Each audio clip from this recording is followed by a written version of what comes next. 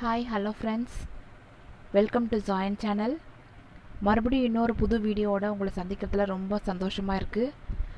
இன்றைக்கி நான் பேச போகிற டாபிக் கண்டிப்பாக எல்லாருக்கும் முக்கியமான ஒரு டாப்பிக்காக இருக்கும்.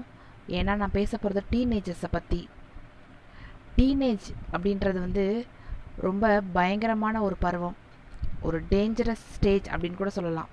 அந்த 13 வயதுலேருந்து 19 வயது வரைக்கும், இந்த 13 வயசுலேருந்து 19 வயசு வரைக்கும் இருக்கிற பிள்ளைங்கள எப்படி நம்ம ஹேண்டில் பண்ணுறது அப்படின்னு சொல்கிறது ரொம்ப பெரிய ஒரு பசில் மாதிரி. அவங்கள புரிஞ்சிக்கவே முடியல, எப்படி பிஹேவ் பண்ணுறாங்க, ஏன் இப்படி இருக்காங்க அப்படின்றது நிறையா பேர்த்தோட கேள்வியும் கூட. அதுக்கெல்லாம் பதில் தான் இன்றைக்கி நான் இந்த வீடியோவை அப்லோட் பண்ணுறது. ரொம்ப சிம்பிளுங்க. இந்த 5 டிப்ஸ், நான் இன்றைக்கி சொல்ல போகிற இந்த 5 விஷயங்களை மட்டும் நீங்கள் ட்ரை பண்ணி பாருங்கள். கண்டிப்பாக உங்கள் வீட்டில் இருக்கிற டீனேஜர்ஸை உங்களால் ஈஸியாக கண்ட்ரோல் பண்ண முடியும். வாங்க என்னென்ன அந்த 5 விஷயங்கள்னு பார்க்கலாம். First, B a good friend. இது ரொம்ப கஷ்டமான ஒரு விஷயங்க. ஆனால் இதை மட்டும் நீங்கள் செஞ்சிட்டிங்க அப்படின்னா, இதை மட்டும் உங்கள் பிள்ளைங்கக்கிட்ட நீங்கள் செஞ்சிட்டிங்க அப்படின்னா, கண்டிப்பாக சொல்கிறேன், உங்கள் பிள்ளைகளை உங்கள் கையிலேருந்து இல்லை உங்கள் சொல்படி கேட்காம அவங்க போக மாட்டாங்க. அவங்க உங்களுடைய கண்ட்ரோல்லேருந்து மீற மாட்டாங்க. ஆனால் இன்னொன்று சொல்லிக்கிறேங்க, அது ரொம்ப ரொம்ப கஷ்டமான விஷயம்.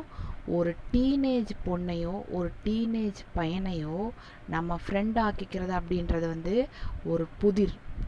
அது எந்த விதத்தில் சாத்தியப்படும் அப்படின்றது நம்மளுக்கு தெரியாது.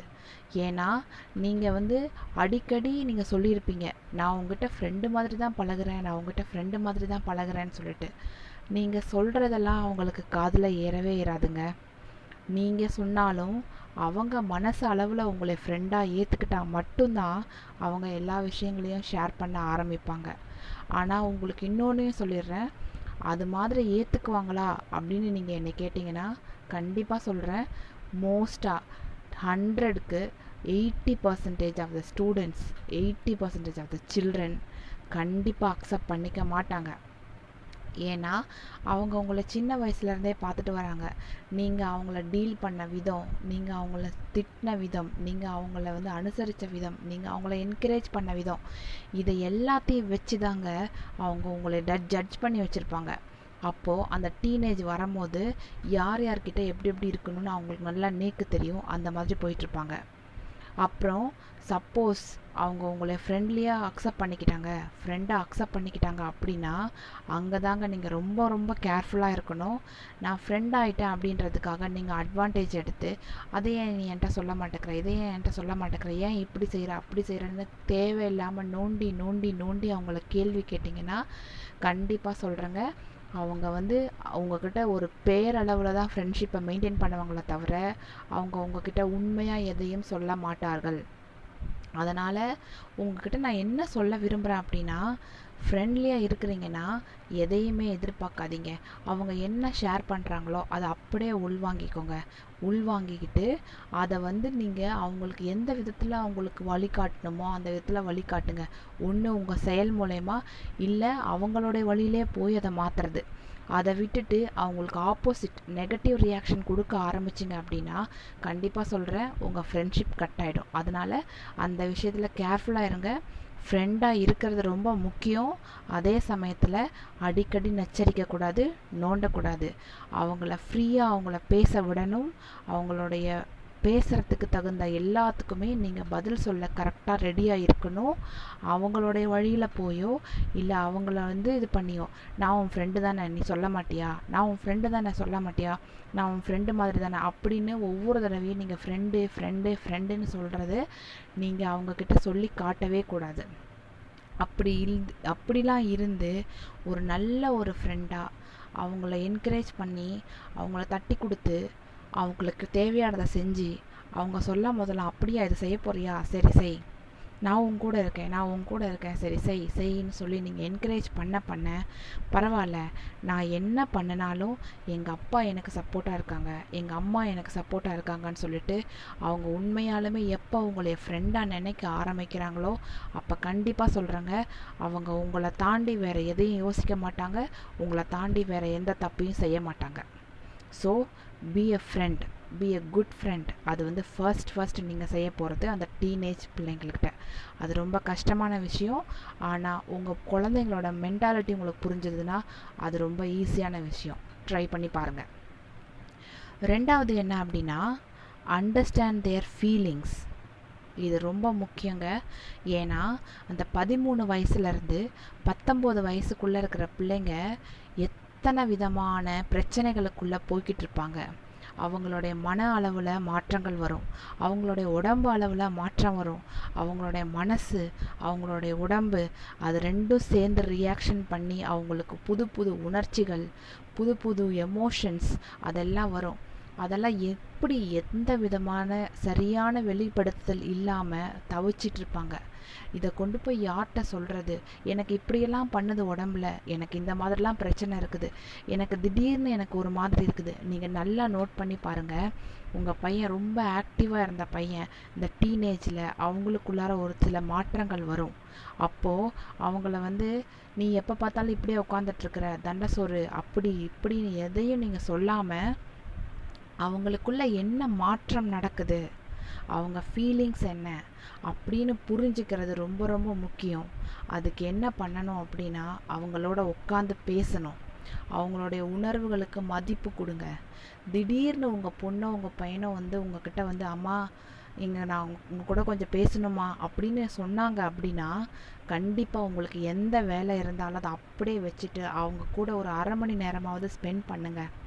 அப்படி மட்டும் நீங்கள் ஸ்பெண்ட் பண்ணிட்டீங்க, அவங்களுடைய உணர்ச்சி அது வந்து மனவேதனையாக இருந்தாலும் சரி, உடம்பு பிரச்சனையாக இருந்தாலும் சரி, வேறு எந்த பிரச்சனையாக இருந்தாலும் சரி, இல்லை எமோஷ்னல் ஃபீலிங்ஸ் ரொம்ப ஒரு மாதிரி கஷ்டமாக இருக்குது, ரொம்ப லோன்லியாக ஃபீல் பண்ணுறாங்க, எதுவாக இருந்தாலும் நீங்கள் அவங்க ஷேர் பண்ணுற நேரத்தில் அவங்களுக்கு நீங்கள் ரெடியாக இருக்கிறீங்க, அவங்க சொல்லும் போது நீங்கள் கேட்க தயாராக இருக்கிறீங்க அப்படின்ற ஒரு மனப்பான்மை அவங்களுக்குள்ளே வந்துச்சுன்னா, கண்டிப்பாக சொல்கிறேங்க, அவங்க உங்களை தாண்டி வேறு எந்த விஷயத்தையும் யோசிக்க மாட்டாங்க, தப்பான வழிக்கு போக மாட்டாங்க.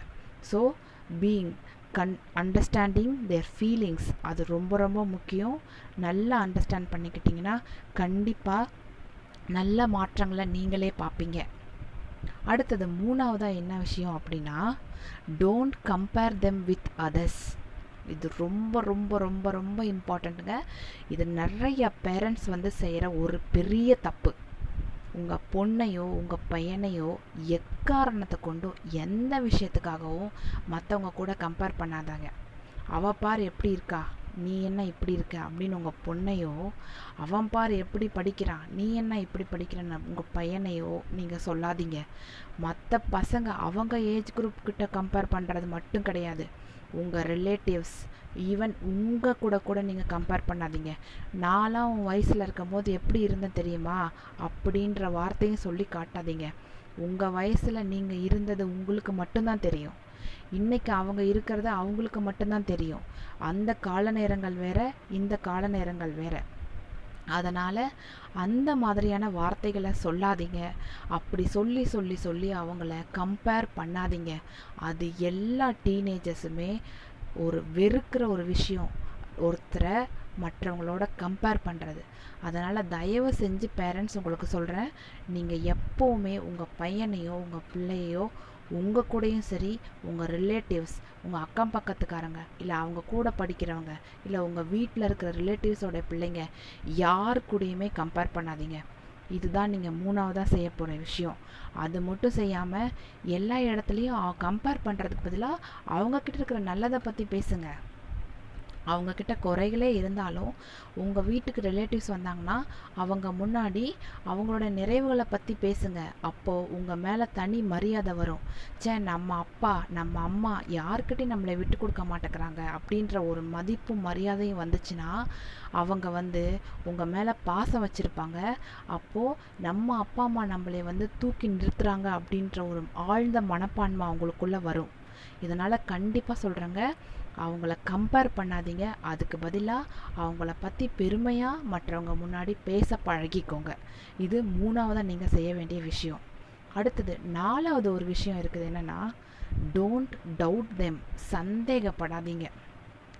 ஒரு சின்ன கதை சொல்கிறேங்க. இது உண்மையாலுமே நடந்த ஒரு விஷயம். எனக்கு தெரிஞ்ச ஒரு பொண்ணு, அவங்க வீட்டில் எதுக்கு எடுத்தாலும் அந்த பொண்ணை சந்தேகப்படுவாங்க. ஒரு நாள் ரோட்டில் நடந்து வந்துட்டுருக்கும் போது அவனுக்கு பின்னாடி, அந்த பொண்ணுக்கு பின்னாடி ஒரு பையன் நடந்து வந்திருக்கான். ஆக்சுவலி பார்த்தா அந்த பொண்ணுக்கு அந்த பையன் யாருன்னே தெரியாது. ஆனால் அதுக்கு பின்னாடி அந்த பொண்ணோடைய அண்ணன் வந்திருக்கான்.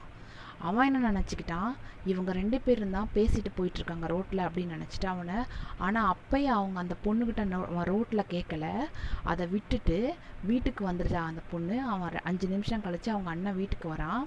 யார் அந்த பையன் அப்படின்னு கேட்கும்போது அந்த பொண்ணு திரு திரு திருன்னு முழிக்கிறா. யார் எனக்கு தெரியாது அப்படின்னு.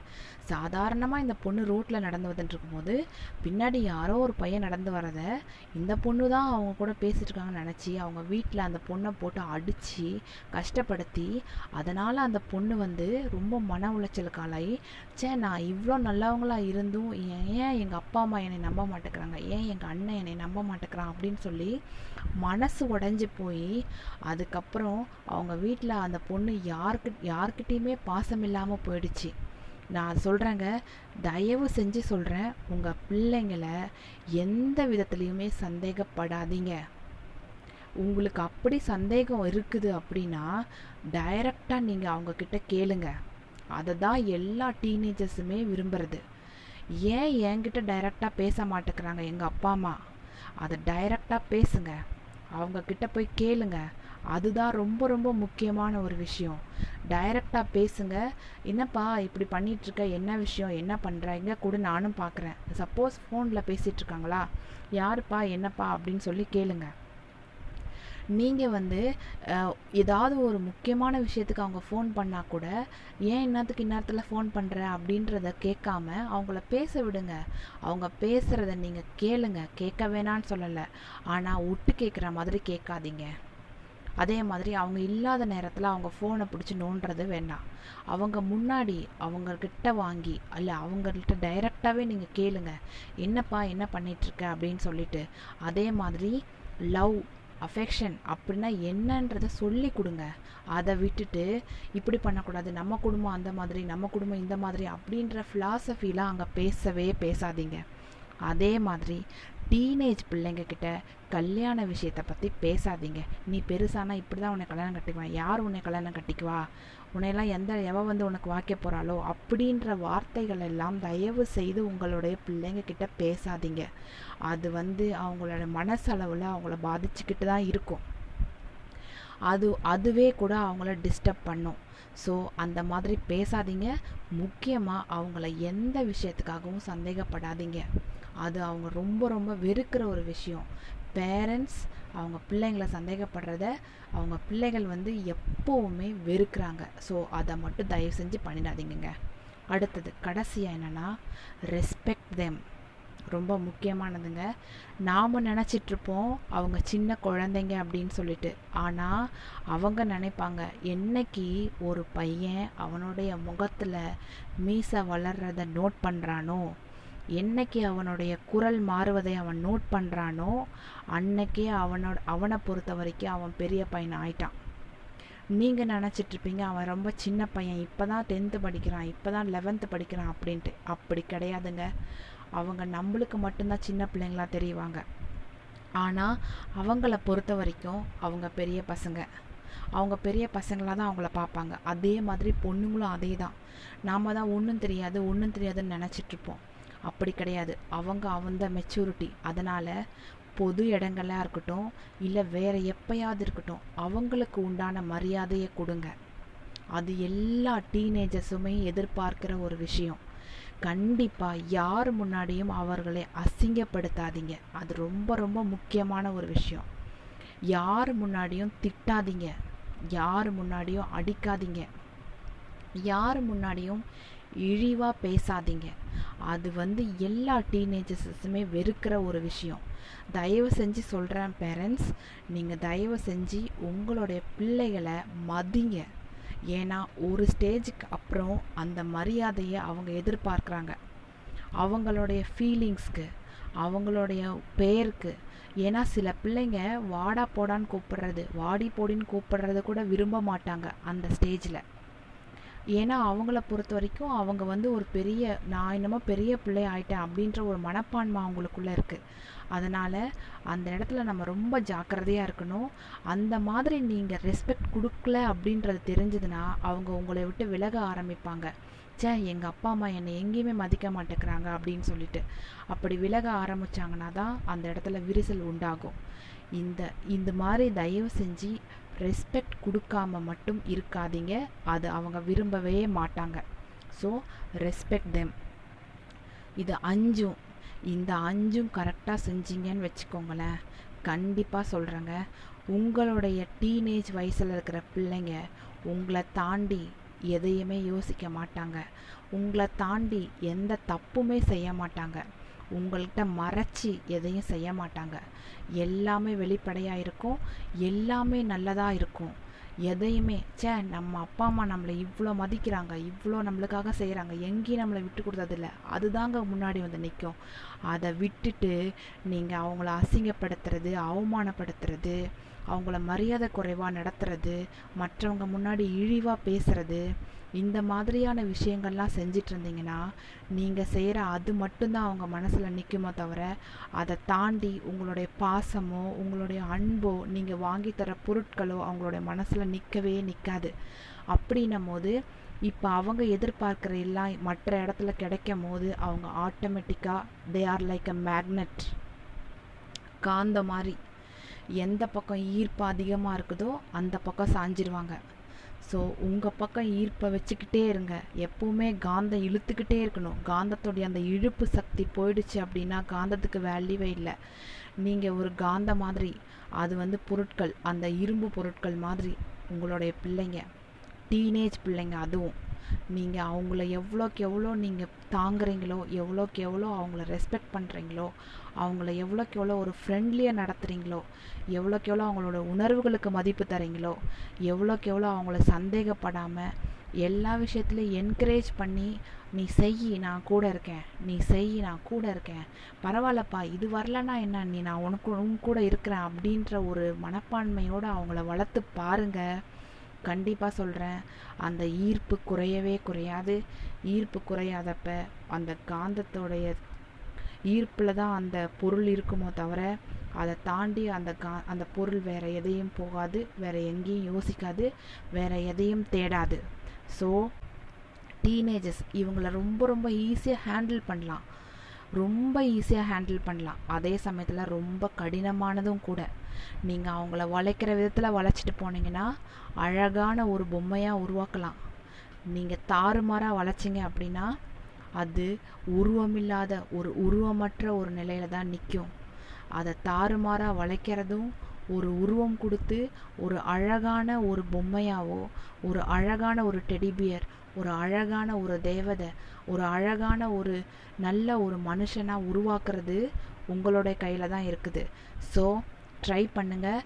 கண்டிப்பாக சொல்கிறேன், இந்த விஷயங்களெல்லாம் நீங்கள் செஞ்சீங்கன்னா உங்களோட பிள்ளைங்க என்றைக்கும் உங்களை விட்டு போக மாட்டாங்க, தப்பாக யோசிக்க மாட்டாங்க, தப்பான ஃப்ரெண்ட்ஷிப்பு, தப்பான ரிலேஷன்ஷிப்பு எதுவுமே இருக்காது. They will be with you, they will be in your hand safely. அது உங்கள் கையில் தான் இருக்குது. இன்றைக்கி நான் சொல்ல வந்த கருத்து இந்த மாதிரி. உங்களுக்கு வேறு ஏதாவது கருத்துக்கள் தேவைப்பட்டுச்சுன்னா, இல்லை வேறு ஏதாவது டாபிக் உங்களுக்கு நான் பேசணும்னா, ஏதாவது டவுட் இருந்தது அப்படின்னா கண்டிப்பாக எனக்கு கமெண்ட் பண்ணுங்கள். அதே மாதிரி என்னோடய சேனல் பிடிச்சிருந்துச்சு அப்படின்னா சப்ஸ்கிரைப் பண்ணுங்கள். கண்டிப்பாக பெல் ஐக்கானை கிளிக் பண்ணுங்கள். அப்போ தான் நான் ஏதாவது புது புது வீடியோஸ் போட்டேன்னா கண்டிப்பாக அது உங்களுக்கு வரும். Thank you so much. பாய். அடுத்த வீடியோவில் நான் உங்களை சந்திக்கிறேன்.